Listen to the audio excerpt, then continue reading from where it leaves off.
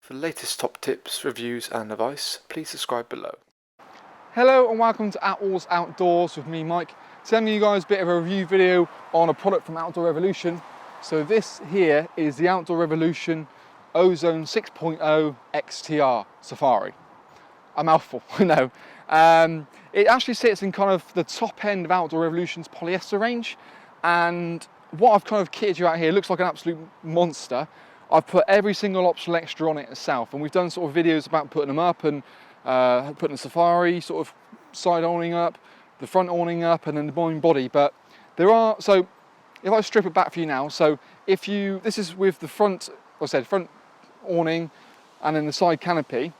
If you just wanted the front awning and tent, it would look like this.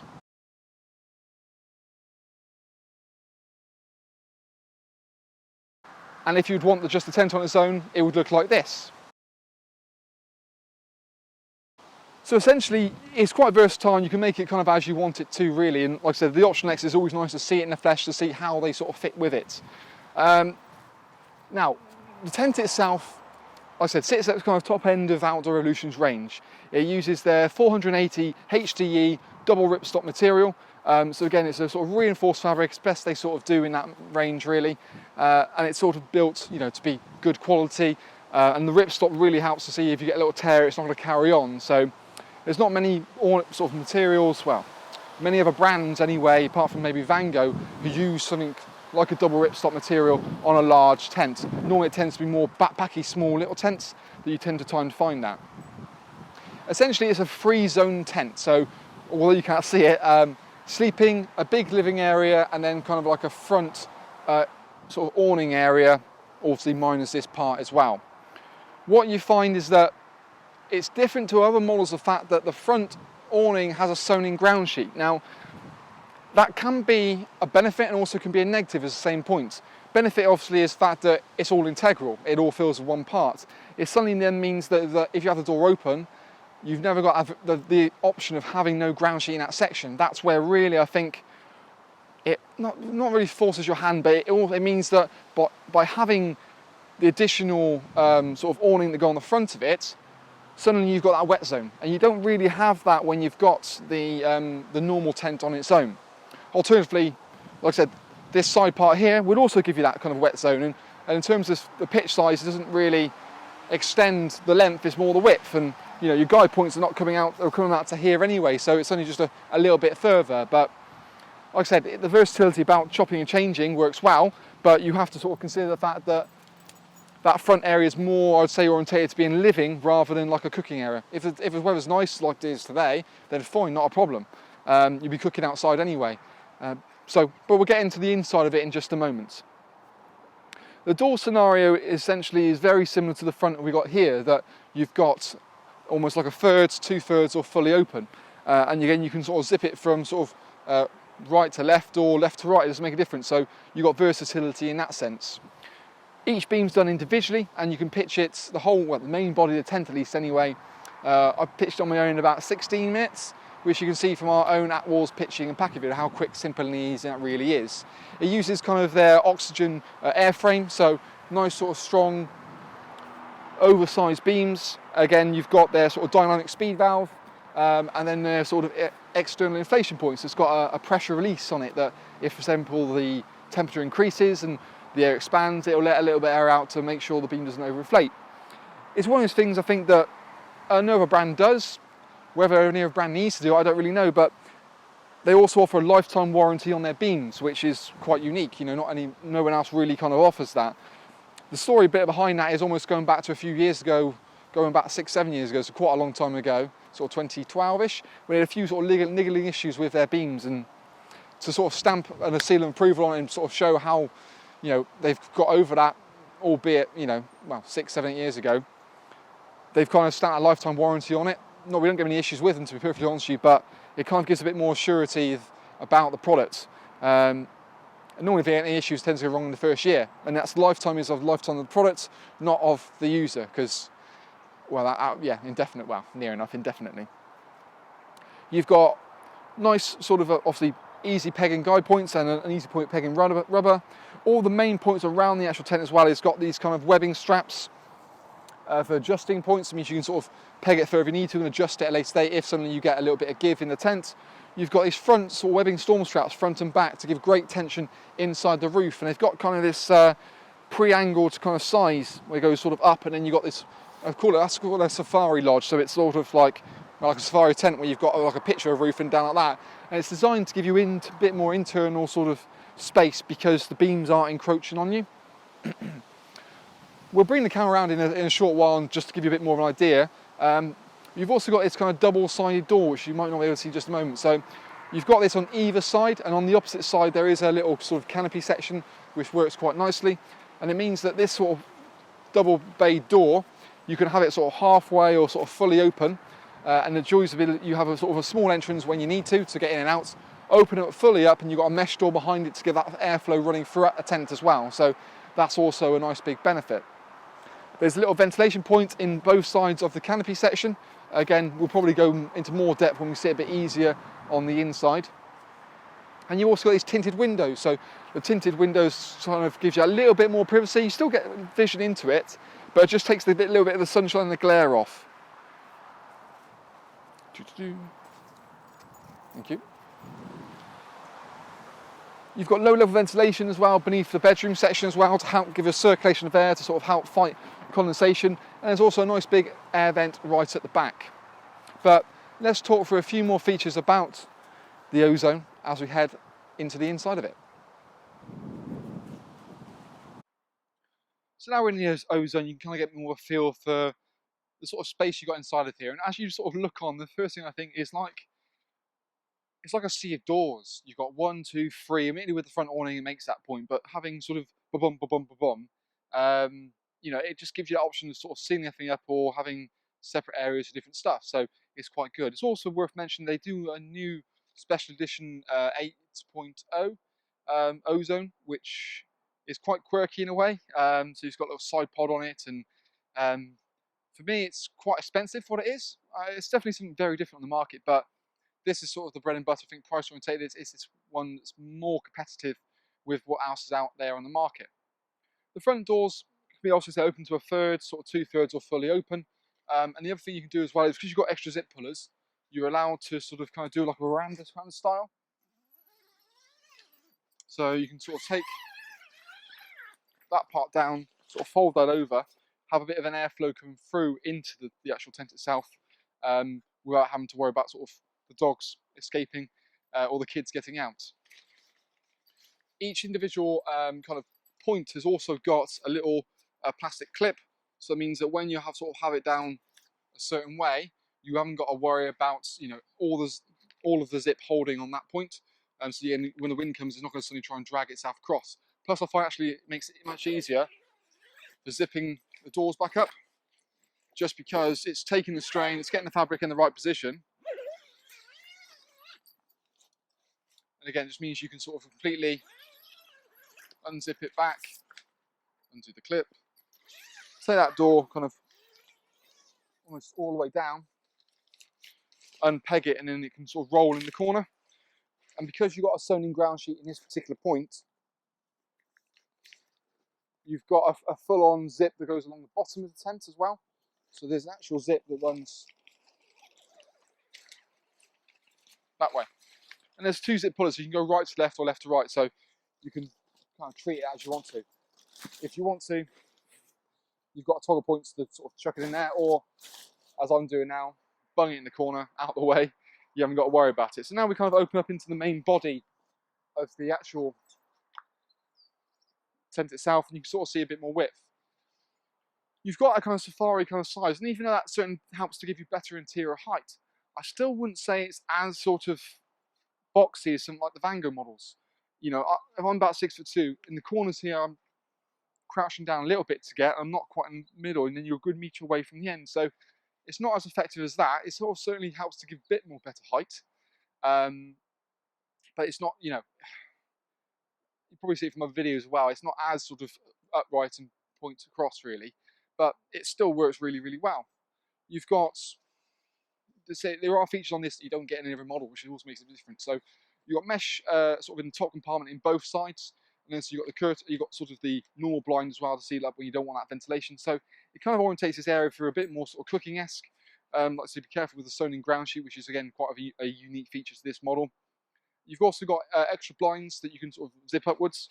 So located down the bottom here, you can just undo it, take it almost up. So just before the vent if you wanted to, so you've got airflow but also privacy. Alternatively, take it fully up there and you've got a much sort of more, well, solid privacy level against everyone else.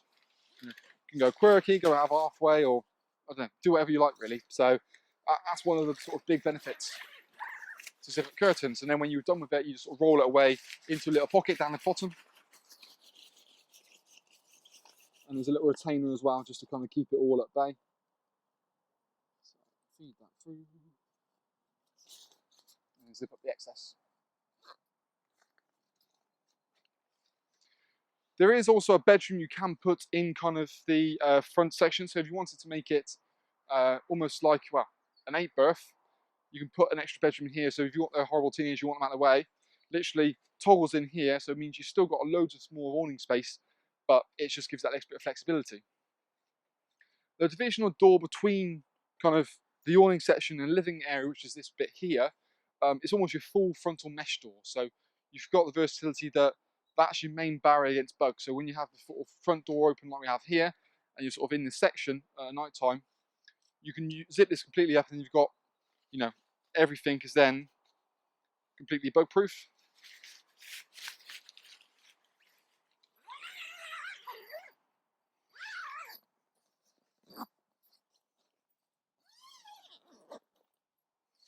And then your zips.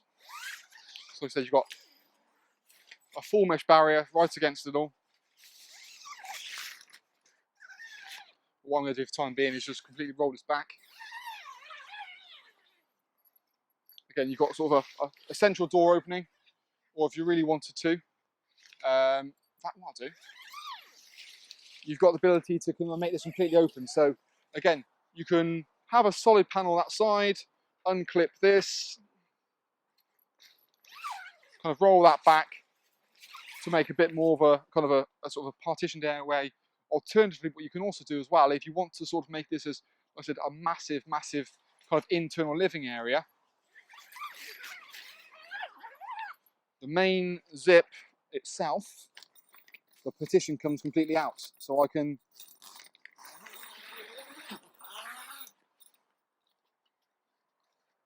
open this fully up. Fat old fingers doing those buckles.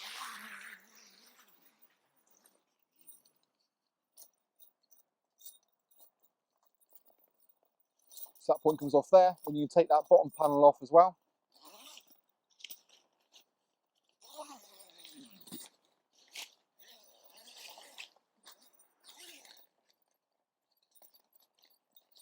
And then that will completely remove. Or but done the wrong way. But then you've got, like I say, this whole big open space. So you've then suddenly got the biggest internal space of any tent on the market. That is like a dance floor. So that works really, really well. So like I said, you've got loads of room then, and you sort of, you've also got, okay, there's a zip in the way, but you've got that flow running throughout the whole tent.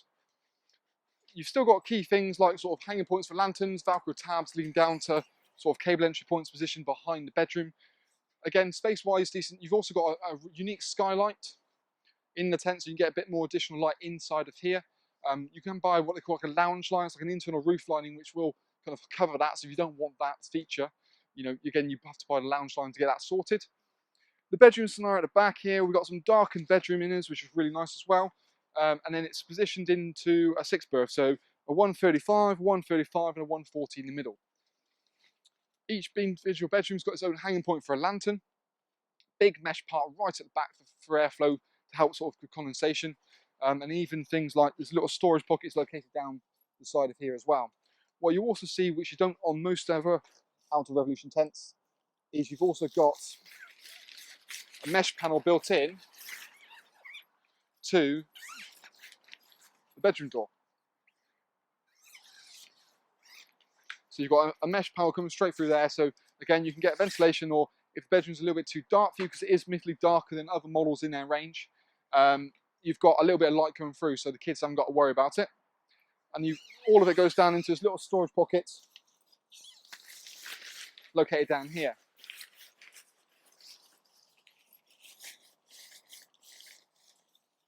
So as we mentioned, each bedroom's got its own individual storage pocket, including the one in the middle. So there's a point in there. Like I said, we'll bring the camera in just a moment to talk through the rest of the features. This end panel as well has got a zip dividing these two sections. So what you can actually do, if you wanted to sort of use it as storage, this bedroom itself will zip out.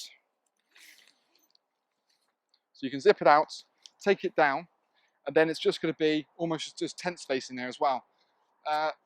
It's a nice feature. Admittedly, I'm not sure many people are going to use it, so I can't see how someone's going to have a massive tent like this and just use it to sleep potentially 4 people or a couple. I may be completely wrong about that. I know people like it, but almost having that area as a bit of separate space works quite nicely. The inner's good enough as it is. Between all the sections, you've got a zip divider, so you can have it as almost a 2, 2 and a 2, or a 4 and a 2, 2 and a 4. So you've got the versatility. You can kind of mix and match it as you see fit. Alternatively, have it all open in one big open space. Slightly deeper sections, so about 240 deep. So you can fit sort of a high-rise airbed or a camp bed in there because you've got extra depth, and obviously the width, 140, 135, should be enough to take that as well. The 2 side doors, which we saw a little bit from the outside with that kind of barn store, you can go halfway or sort of fully open. You've got mesh either way, so you've got an airflow each side, and also there's a brow canopy on this right-hand side here, as with me. So again, you've got a bit more security. If it's raining, you can walk into here, into your main sort of living zone, and sort of walk around. But let's pick up the camera now and talk through a few more features that the Safari has to offer.